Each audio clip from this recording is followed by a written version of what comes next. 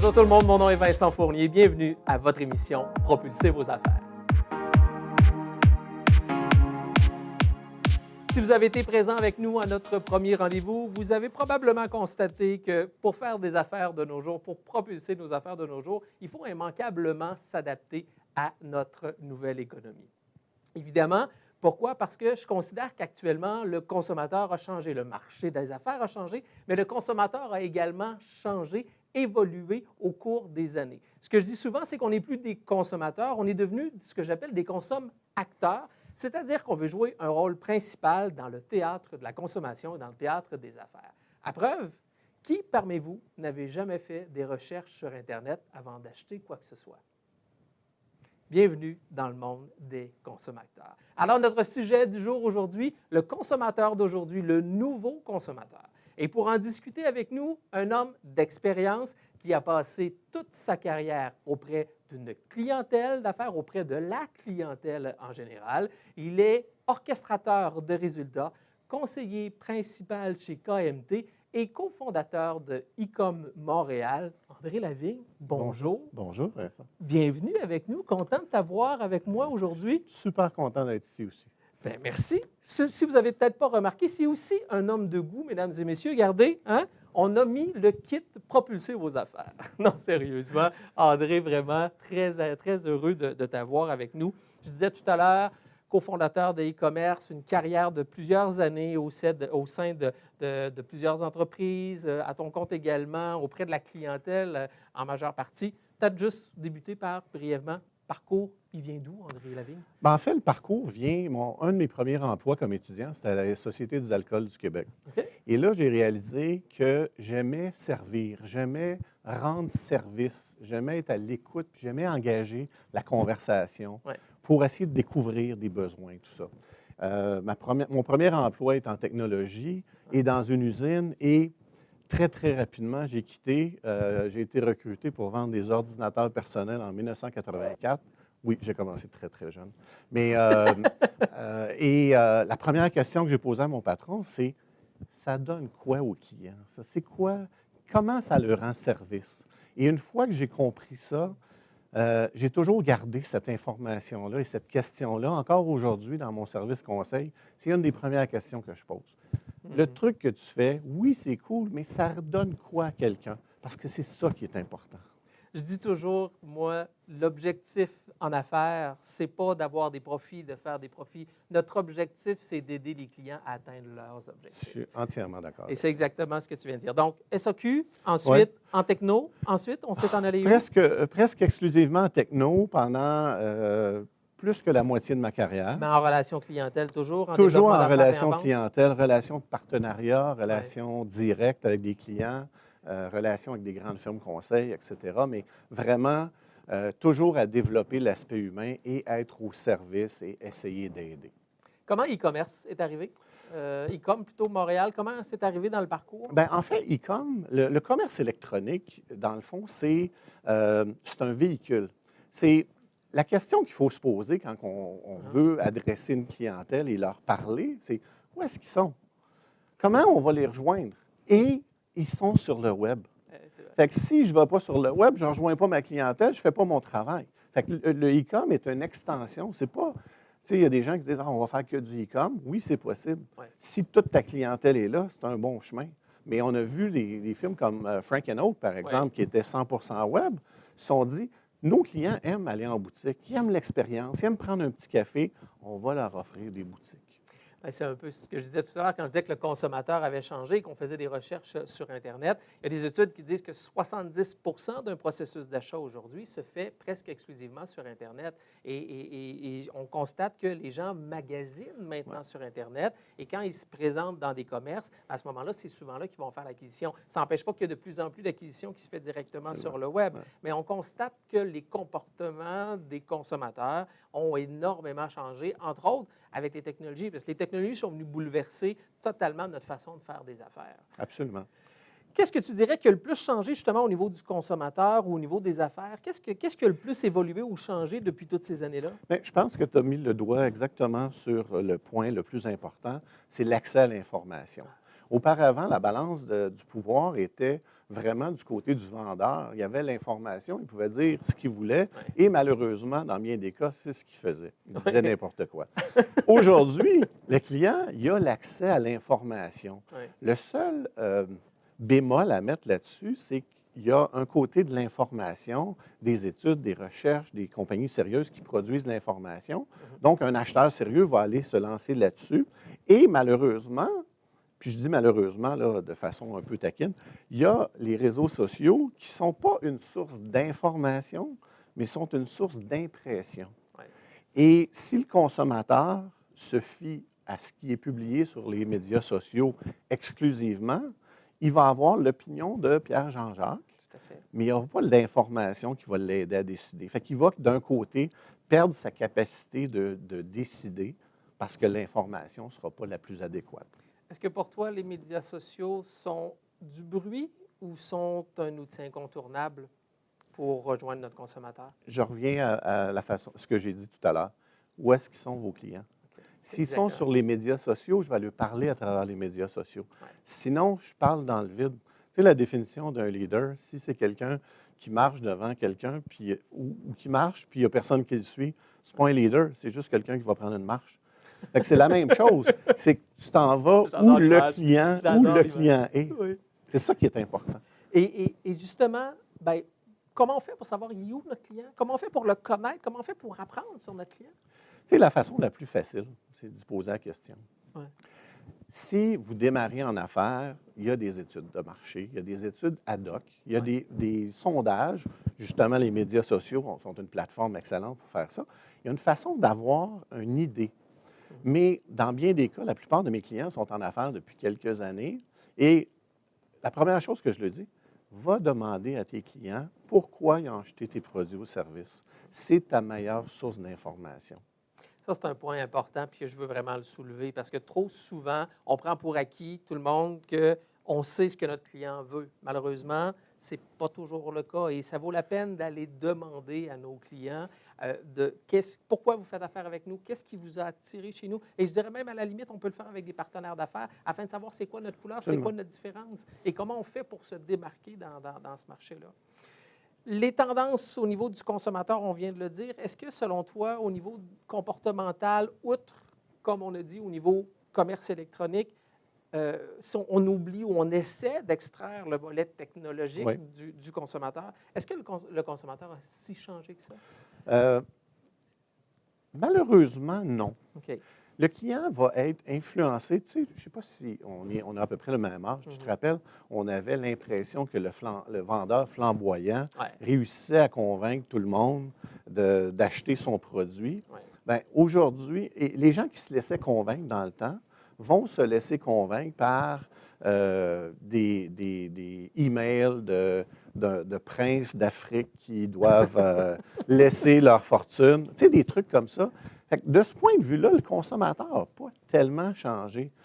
Le consommateur qui veut vraiment être sérieux et aller chercher l'information, lui, par contre, il a vraiment beaucoup plus d'avantages dans sa quête. Parce qu'effectivement, on le dit souvent, puis tu l'as mentionné tout à l'heure, le consommateur d'aujourd'hui est plus informé, il a plus accès à de l'information. Est-ce que ça le rend plus critique ou plus difficile comme consommateur? Non, je pense que non. Je pense que ça lui donne plus d'arguments pour négocier. Et il va être plus critique si le vendeur n'est pas transparent, si le vendeur lui cache des choses, si le vendeur n'est pas aussi informé que lui. Il va devenir très critique, pas du produit, du service, mais de la relation. Et ça, c'est aujourd'hui, ça ne fonctionnera plus. Bien, c'est ce que je dis régulièrement dans mes formations, dans mes conférences, à quel point c'est important d'être authentique. Tu sais, le vendeur intrusif qui le faisait de façon très directive, bien, aujourd'hui, malheureusement, les gens retournent les talons et ils s'en vont. Et je pense que tout ce qui est authenticité, vulnérabilité, fait partie maintenant d'un processus d'achat gagnant, immanquablement. Il faut être capable de dire les vraies choses, puis d'établir une relation avec le client, parce que c'est là que la confiance s'établit, c'est dans la relation. C'est un peu ce que tu mentionnais. C'est ça, parce que le travail du vendeur maintenant, c'est d'accompagner l'acheteur dans son processus d'achat et non forcer une vente à quelqu'un qui n'est pas si intéressé que ça. Si tu avais, au niveau de la consommation en général, au niveau des affaires, il y a des gens qui nous écoutent qui ont juste envie de faire en sorte de monter une marge de plus, d'avoir un peu plus de croissance, de développer leur business, 2 ou 3 conseils qui vraiment les aideraient du point de vue, évidemment, du consommateur, mais en général, qui permettraient de propulser leurs affaires. Je pense qu'en affaires, tu as mentionné l'authenticité. Moi, j'appelle ça le pouvoir de l'intention. Si ton intention, c'est d'aider, c'est de rendre service, c'est d'accompagner, tu vas accomplir des choses. Moi, je pense, par exemple, le pompier là, qui va aider lors d'un incendie à sauver une victime, est-ce que tu penses qu'il pense à ses heures supplémentaires qu'il va pouvoir mettre en banque? Il pense à faire son travail, à rendre service. Et c'est la même chose pour un vendeur. Tu penses à rendre service, oui, tu vas avoir des heures supplémentaires, oui, tu vas avoir un revenu supplémentaire, mais pense au service, c'est ton intention qui compte. Ce que moi j'appelle beaucoup le pourquoi. Pourquoi vous faites ce que vous faites? Il y a un volet mission, on parle de mission corporative, mais de mission individuelle. Pourquoi vous faites ce que vous faites? Et pour moi, ce point-là est extrêmement important. C'est immanquablement ce qui donne du sens à une relation client et ce qui donne du sens à un travail d'entrepreneur, travailleur autonome ou même de professionnel. Donc, le premier point, l'intention, votre pourquoi. Pourquoi vous faites vraiment ce que vous faites? C'est un point qui est pour moi très, très, très important. Ensuite? Moi, je pense à l'autre chose que je pense qui est important, c'est l'ouverture d'esprit, la curiosité. Parce que si on est vraiment curieux puis on veut vraiment aider, lorsqu'on va essayer de découvrir les besoins ou les désirs de notre client, il ne faut pas se refermer puis dire OK, je vais prendre juste l'information qui va m'aider à vendre mon produit. Non, je veux prendre toute l'information, je veux le connaître, je veux m'assurer que je comprends l'ensemble de l'individu et non juste son désir d'acheter mon produit. Parce que sinon, si le client me mentionne que son besoin, c'est d'accrocher un câble, puis je vends des marteaux, bien, la solution, c'est un clou. Ça va te prendre un clou. Si tu veux accrocher un câble, c'est un clou. Mais c'est pas ça. C'est quoi qui va être plus facile pour lui? Je pense que c'est aussi très, très important. Moi, ce point-là est extrêmement important parce que la relation, souvent, ne va pas nécessairement se bâtir avec le clou ou le marteau. C'est pas là qu'elle va se bâtir. C'est rarement là ou jamais là. C'est à peu près jamais là. Elle va se bâtir avec tout ce qui se passe autour de ça qui fait que ton client a besoin d'un clou ou d'un marteau. Est-ce que le cadre qu'il veut mettre, c'est pour la chambre de son enfant ou c'est pour changer son salon, avoir un meilleur environnement? Je pense que la curiosité, comme tu viens de mentionner, qui est ton deuxième point, pour moi, est extrêmement important. Puis je dis toujours, oui, être curieux, mais pas être indiscret. Hein? Donc, encore une fois, il faut être capable de trouver l'équilibre entre les deux. Et des fois, si tu rentres dans l'indiscrétion, tu risques d'avoir une fermeture de ton client. Donc, de travailler effectivement à cette curiosité-là. Et c'est ce qui va de toute façon nous aider à développer la relation avec le client. Et je le répète, sans relation, il ne peut pas avoir de confiance. Non, c'est impossible. C'est absolument impossible. Absolument.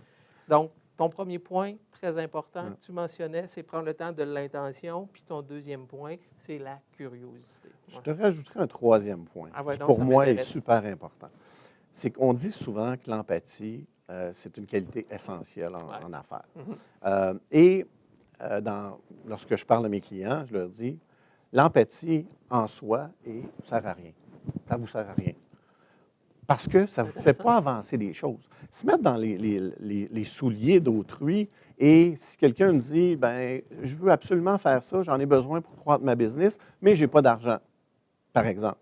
Alors, si je suis empathique, je vais dire, c'est dommage, tu ne pourras pas croître ta business. Mais si je fais de l'empathie proactive, je me mets dans ses souliers, mais connaissant ce que je connais, je vais lui proposer des alternatives. À ce moment-là, mon empathie proactive aide le client. Parce que juste être empathique, ça n'aide pas quelqu'un. Tu sais, si quelqu'un tombe d'une crise cardiaque, puis tu le regardes, tu dis, mon pauvre, c'est donc bien triste, tu vas sans doute mourir, ça n'aide pas personne. Mais si j'essaie de comprendre, je me mets dans sa peau, je comprends, je sais qu'il y a une urgence, je vais faire un appel, je vais faire quelque chose, je vais proposer quelque chose, je vais faire une action. Si je suis juste empathique, je vais juste le regarder. Donc, quand tu dis, si je comprends bien, ce que tu mentionnes, c'est que l'empathie proactive, c'est de l'empathie qui amène une action. Absolument, absolument. Parce que juste une empathie, c'est très passif comme réception. Alors, soyez empathique, oui, super important, mais de façon proactive. Donc, l'empathie va nous aider à se mettre à la place de notre client, va se mettre à la place de mieux comprendre notre client et à ce moment-là, d'amener des alternatives ou des pistes de solutions qui vont permettre de répondre à ces besoins qu'on a développés ou qu'on a appris à connaître si on avait été curieux. Absolument, exactement. Donc, c'est un processus, finalement. Je peux te donner un exemple Oui. si ça t'intéresse. Le client, par exemple, qui veut acheter une solution, qui veut faire l'acquisition d'un produit ou d'un service et il se dit, je n'ai pas le budget, je ne peux pas immobiliser cet argent-là. Et si je fais que dire, ah, je comprends, c'est dommage, je reviendrai te voir l'année prochaine, je n'ai pas aidé mon client. Je n'ai pas rendu service. Mais si je dis, est-ce que tu as songé au crédit bail?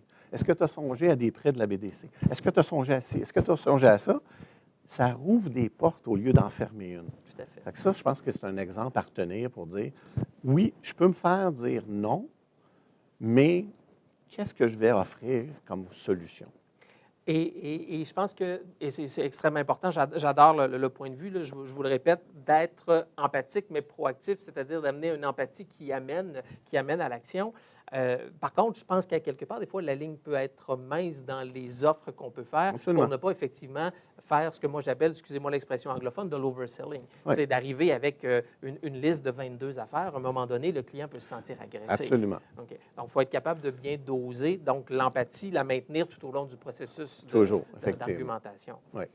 Je me permettrais peut-être de parler aussi de la différence entre l'empathie et la sympathie. Hein? Oui, effectivement. Parce que, tu sais, si on revient à ta personne qui est malade ou qui fait une crise cardiaque, donc l'empathie, c'est dire « je suis triste ». Ton empathie proactive, c'est dire qu'est-ce que je fais par rapport à une solution. Le danger, comme professionnel ou entrepreneur, c'est de devenir un peu trop dans la sympathie. Je ne vous dis pas de ne pas être sympathique, ce n'est pas tout à fait la même chose que je suis en train de vous dire.